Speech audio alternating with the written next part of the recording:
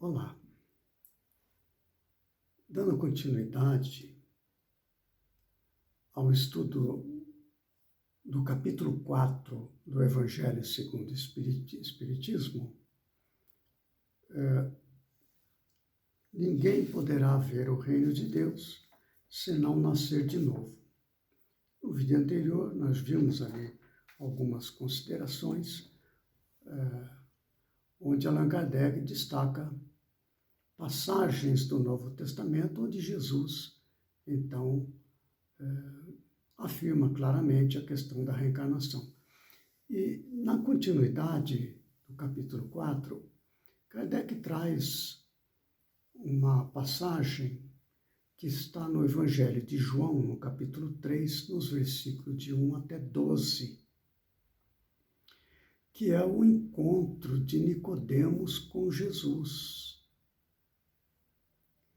Então, ele faz várias considerações, Allan Kardec, mas eu preferi trazer hoje, a respeito deste encontro, o relato que está contido neste livro aqui.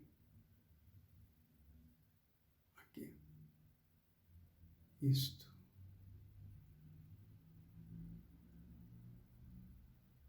É o livro Boa Nova. É uma psicografia de Chico Xavier, de autoria do espírito Humberto de Campos. Esse livro foi publicado em 1941. E no capítulo 14 desse livro, trata justamente deste encontro. O capítulo chama-se A Lição a Nicodemos. Naturalmente, não vou ler inteiro, mas eu quero destacar alguns elementos e que tratam do que está descrito no Evangelho de João, não é? Onde há esse relato do encontro de Nicodemos com Jesus.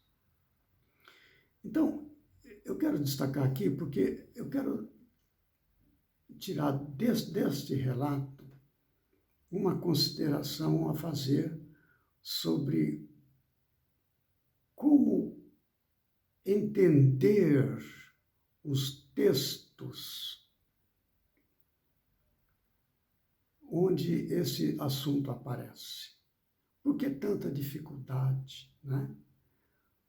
Então, vamos ver. Após a saudação habitual, revelando as suas ânsias de conhecimento, depois de fundas meditações, Nicodemos dirigiu-se-lhe respeitoso. Mestre, bem sabemos que vindes de Deus, pois somente com a luz da assistência divina poderíeis realizar o que tendes efetuado, mostrando o sinal do céu em vossas mãos.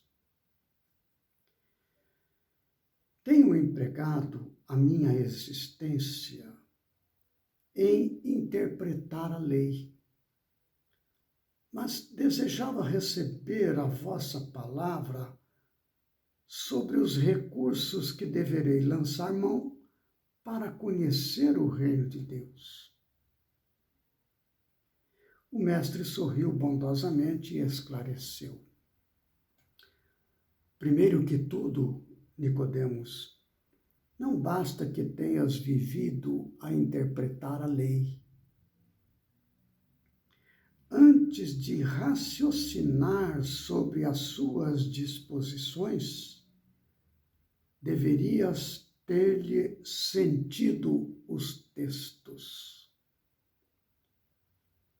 Eu quero destacar esta frase, que exatamente está no centro da nossa análise aqui. Eu vou repetir, inclusive.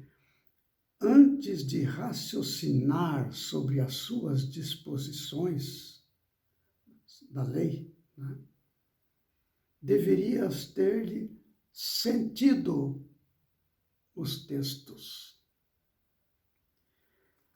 Mas, em verdade, devo dizer-te que ninguém conhecerá o reino do céu sem nascer de novo.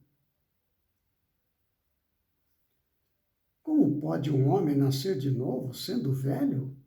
Interrogou o fariseu, altamente surpreendido. Poderá, porventura, regressar ao ventre de sua mãe?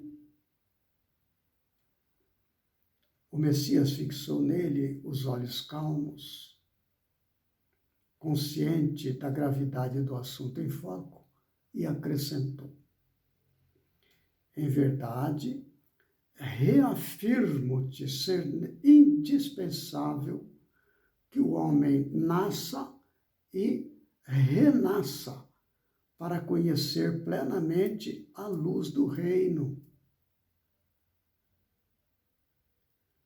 Entretanto, como pode ser isso?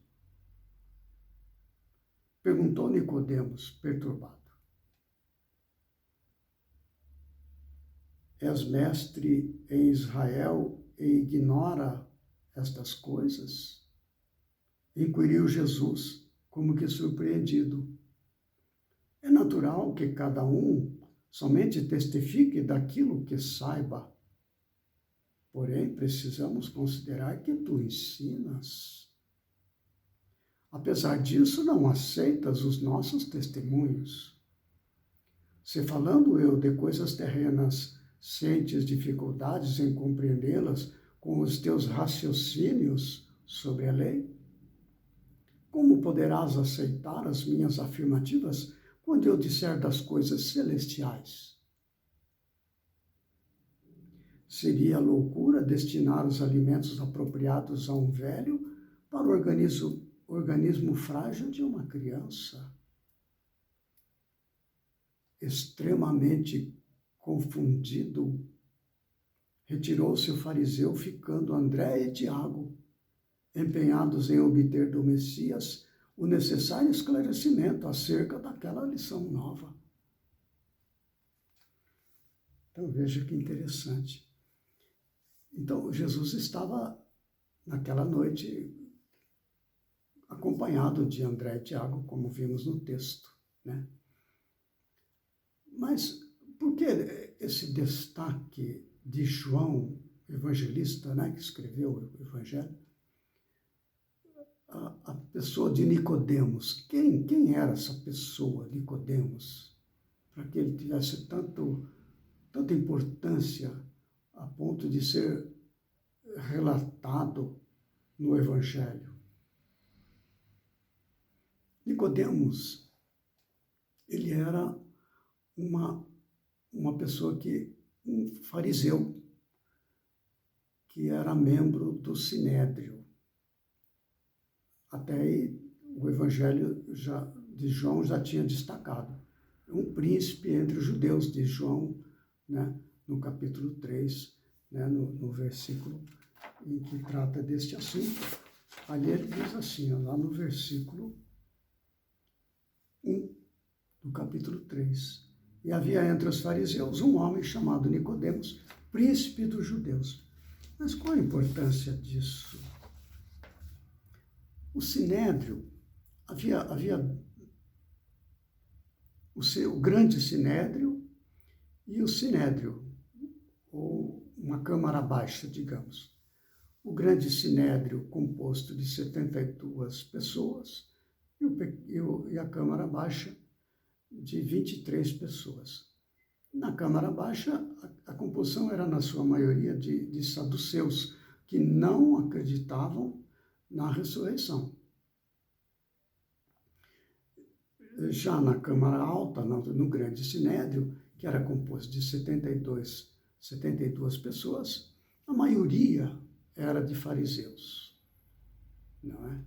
Além dos fariseus, que acreditavam, fazia parte dos dogmas dos fariseus, a ressurreição, assim também os essênios, que eram um outro grupo da época, que também tinham a ressurreição como um entendimento pacífico, né?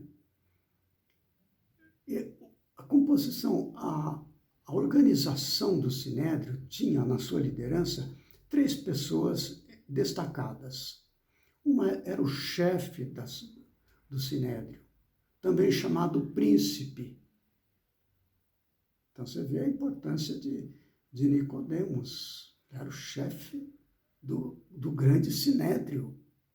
Depois havia o sumo sacerdote, que era a segunda pessoa também daquele, e um vice, uma espécie de vice-presidente. Eram os três que coordenavam as atividades do grande sinédrio, que era o principal organismo legislativo e até mesmo executivo. Eles tinham poderes totais sobre a comunidade judaica. Ali que as questões mais graves eram discutidas e resolvidas, sobretudo as questões religiosas. As questões de natureza política e civil, a maior parte eram resolvidas no pequeno sinédrio, não é? Na Câmara Baixa. Mas o grande sinédrio recebia as grandes questões e aquelas especialmente relacionadas com o interesse religioso. Então, os componentes do grande sinédrio eram pessoas que conheciam profundamente a Torá, os profetas, enfim, as casuísticas todas que envolviam os julgamentos de questões que os levava a consultar o Antigo Testamento, além dos textos outros, como o Talmud e outros textos paralelos que grandes sábios tinham feitos sobre a análise dos textos antigos, né? Então, o Nicodemos era esta pessoa, uma pessoa de grande conhecimento, profundo conhecimento da lei e dos profetas. E era uma pessoa muito bem formada de coração. Era uma pessoa generosa, extremamente respeitada e estimada pelo povo judeu. E ele foi ter a noite com Jesus. Ele não foi durante o dia para evitar conflitos, ele foi à noite. E então teve esse encontro com Jesus. Mas ele teve essa dificuldade. Jesus, era necessário nascer de novo para conhecer o reino de Deus. E ele saiu confundido, ele não conseguia entender essa coisa. Acontece que André e Tiago também, eles eram formados com conhecimento da sinagoga, dos sacerdotes, enfim. Eles eram pessoas que desde criança frequentavam as sinagogas, o templo, e os conhecimentos deles, a maneira de entender a lei, entender, enfim, a vontade de Deus era de acordo com o que era ensinado nas sinagogas, no templo. E eles ficaram interessados, eles queriam saber. Então Jesus descreve, mais adiante, nesse livro, uma conversa que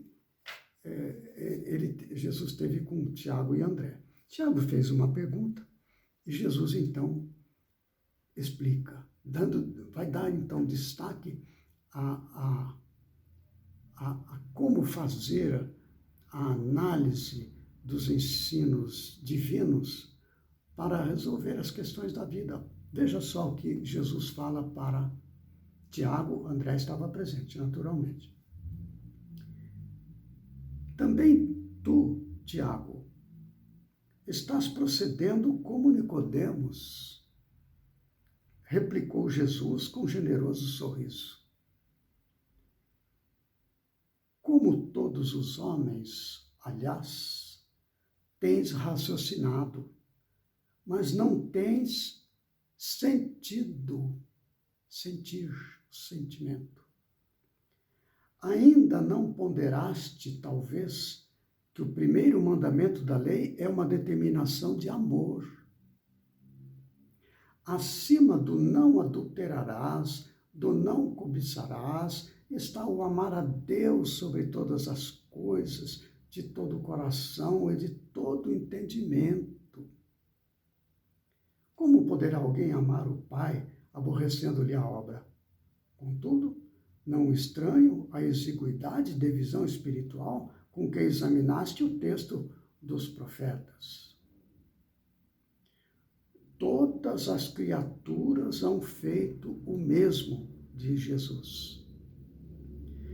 Investigando as revelações do céu com o egoísmo que lhes é próprio, organizaram a justiça como o edifício mais alto do idealismo humano. Entretanto, coloco o amor acima da justiça do mundo e tenho ensinado que só ele cobre a multidão dos pecados. Se nos prendemos à lei de Talião, somos obrigados a reconhecer que, onde existe um assassino, haverá mais tarde um homem que necessita ser assassinado.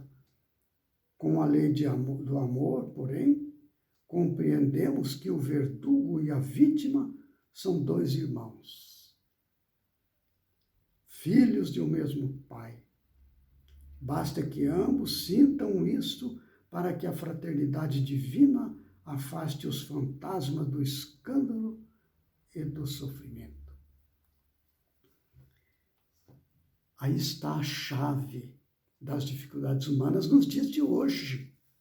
Se naquela época, para as pessoas mais cultas, sábias e entendidas da lei, era difícil entender o caminho que leva ao reino de Deus, como é o caso de Nicodemos, que era um sábio respeitadíssimo, um homem de bom coração, mas ele analisava os textos da lei de Deus, do Antigo Testamento, dos elementos para os julgamentos dos processos que vinham ali ao grande sinédrio. Eles utilizavam o quê? O raciocínio, a inteligência, articulando entendimentos daqui, palavras dali, frases aqui, pensamentos dali, como um quebra-cabeça, para resolver, através da inteligência, as questões humanas. Jesus vem adicionar, é preciso o sentimento. Emmanuel, ele coloca numa linguagem poética que há duas asas que conduzirão o homem ao reino de Deus, a da sabedoria e a do amor. Se faltar uma dessas duas asas, a do amor, que é o que falta hoje, convenhamos. Nós somos inteligentes o bastante na humanidade terrestre, mas está nos faltando o amor ao próximo. Amar a Deus sobre todas as coisas, ao próximo como a si mesmo. Esta parte está faltando. É como se nós estivéssemos com apenas uma asa querendo voar. Não consegue. Este é o elemento que falta. Jesus veio esclarecer. E Nicodemos não conseguiu compreender isso. Ele estava habituado aos raciocínios da lei, aos preciosismos da casuística, não é? Passou a vida inteira elaborando pensamentos e tudo em torno do raciocínio correto para não deixar passar nenhum ângulo das questões, mas esqueceu amar o próximo como a si mesmo, não é? O amor cobre a multidão dos pecados. Quando você trata duas pessoas e tenta convergi-las com o amor, a fraternidade deixa de ter o embate de duas posições. Há uma convergência fraterna, onde se trata as pessoas como irmãos e não como adversários. Este é o grande problema que estamos vendo hoje no mundo, não é?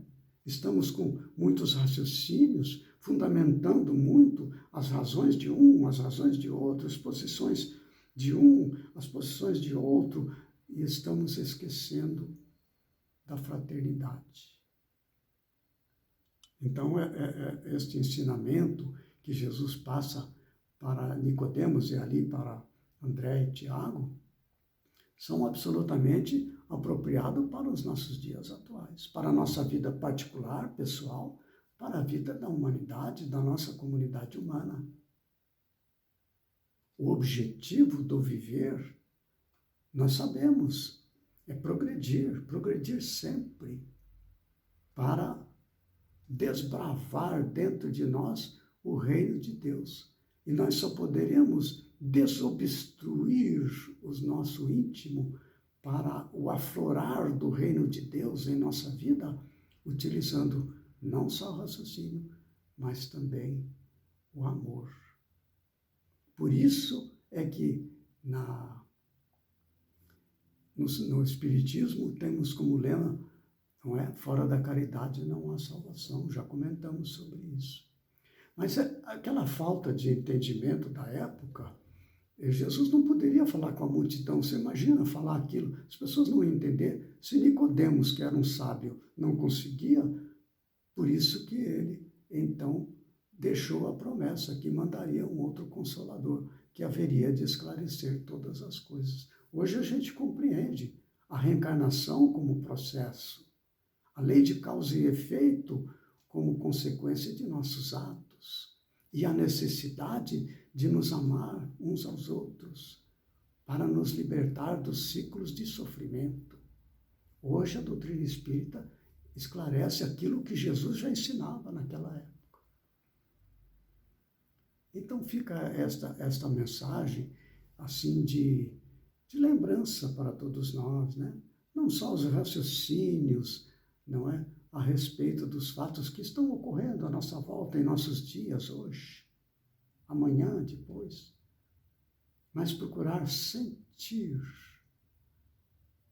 de acordo com o amar a Deus sobre todas as coisas e ao próximo como a si mesmo, para que somente assim a gente consiga caminhar com segurança para o reino dos céus, para o reino de Deus, e conduzir os nossos próximos, os nossos entes queridos, juntamente conosco nessa estrada de luz que nos levará a Deus. No próximo vídeo vamos examinar mais outros elementos, mais outras questões decorrentes deste entendimento sobre a reencarnação, né? Ninguém poderá ver o reino de Deus se não nascer de novo. Até lá, então. Fiquemos com Deus.